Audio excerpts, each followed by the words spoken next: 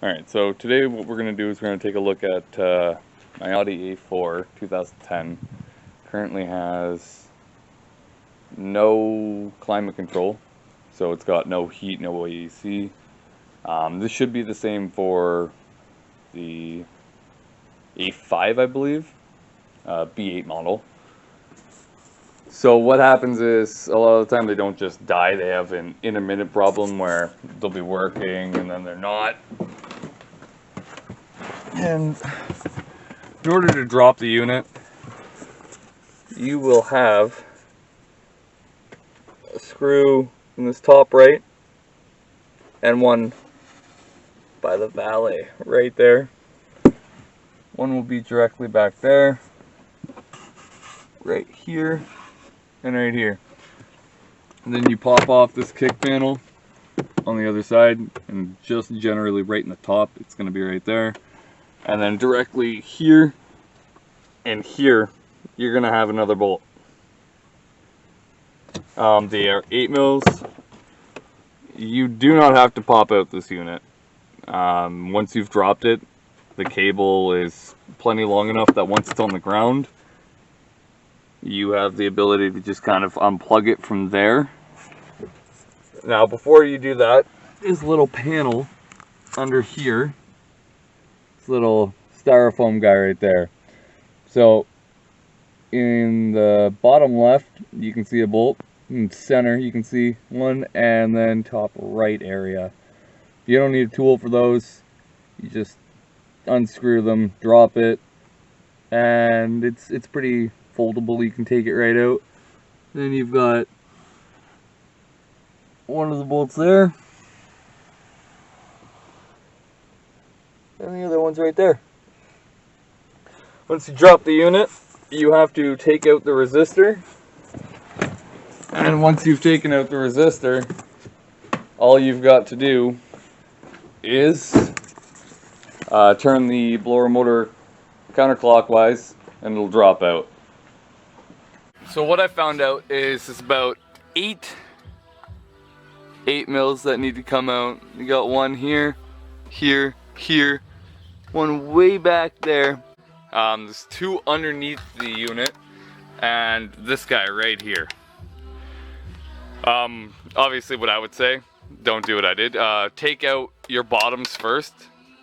I believe I have all the bottoms out, but take the bottom out first. That way you're not underneath the unit when you take that last bolt out, or else it's going to fall out on you.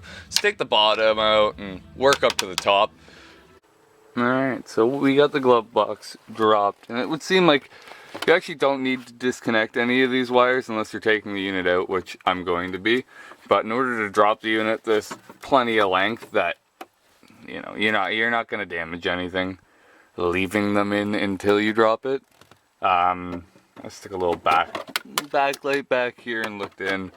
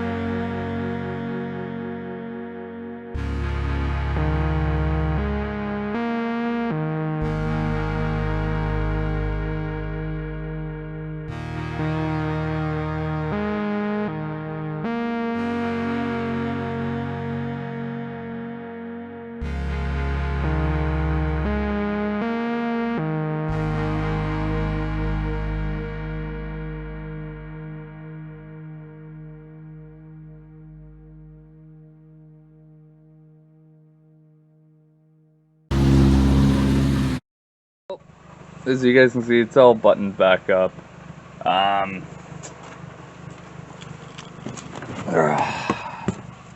Can't see the motor anymore. Let's just give it a little bit of power.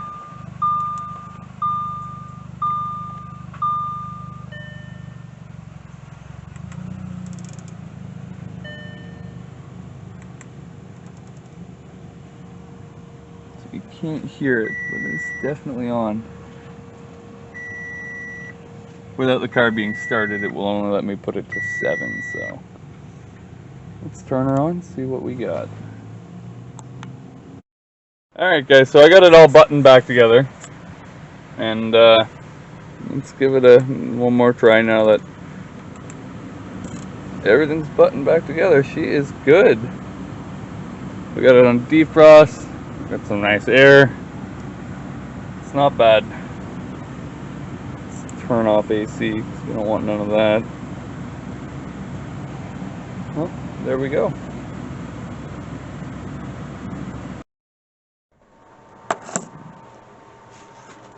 Now, one thing I didn't explain is once you drop the blower motor out, you're able to, there's two cables. There's going to be a black cable and there's going to be a red cable.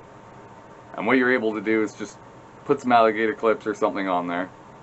You can put a wire in it on the contacts and run the positive, which would be the red on the blower motor, to a 12-volt battery and run the negative to the ground. If it kicks on, odds are it's your resistor that's failed. What could possibly be is if it doesn't kick on right away, hold on to the blower motor, by the way, when you connect power, because if it does start, it's gonna move. It's a high RPM little motor. But what you can do is if it doesn't start right away, keep it plugged in, hold the unit, and give it a spin. Just spin it clockwise, and if it starts at that point, it could be something that you can possibly repair yourself.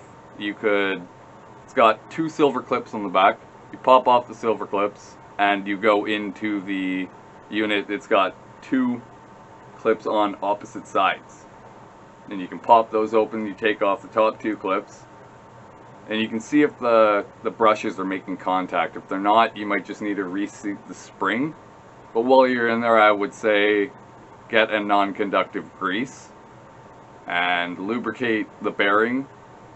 Try not to get it all over the unit, but lubricate the bearing and clean out any gunk that may have accumulated there, because that's what's wrong. What was wrong with my unit? It's no longer having that issue. After taking it apart, I cleaned the bearing and reseated the brushes. I didn't have to replace the resistor, I didn't have to replace the blower motor, and it just made everything, what, $300 cheaper in parts, and it took an afternoon. So just to go over it one more time, what I would do is I would take the blower motor out, connect it to a power source, and if it doesn't start spinning right away, spin it.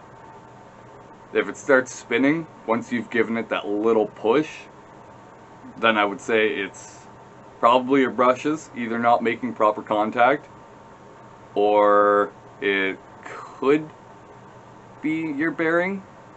But you are going to want to try it with at least a 12-volt source, or it's not going to have enough amperage to even turn the motor, even if the motor was good. So you got to make sure you're actually using a 12-volt source, because that's what it's going to be feeding off of in the vehicle. Yeah, that's really about all you guys would need to do. Just drop it, connect it to power. If it doesn't start right away, give it the push. It needs the push. Bearing can be dirty. Brushes aren't making contact. Reseat the spring. You're already in there. Lubricate the bearing. Hopefully this helps.